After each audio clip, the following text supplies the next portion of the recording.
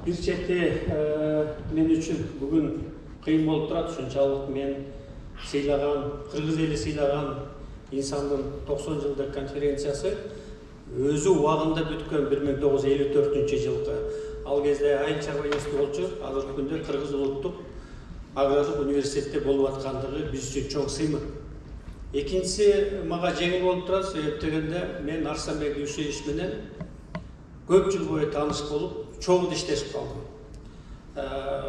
Арсанбек Дүйшеевич мен 1994 жылы ветеринарный медицина факультетинде декан болгондо Арсанбек Дүйшеевич ал кездердеги ветеринар баарыбыздын башыбызды кошуп отурган бул мамлекеттик жана коомдук ишмер Арсанбек Дүйшеевдин 90 жылдыгын алкагында жолугултурабыз.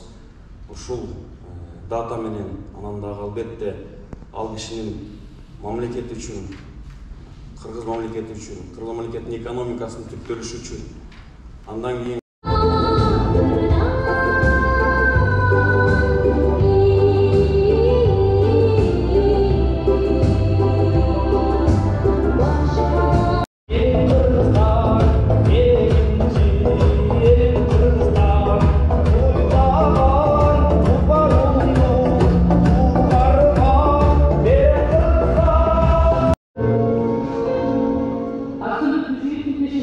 devrim vakfı takılacaklarken 1938 yılın 16 sentyabrında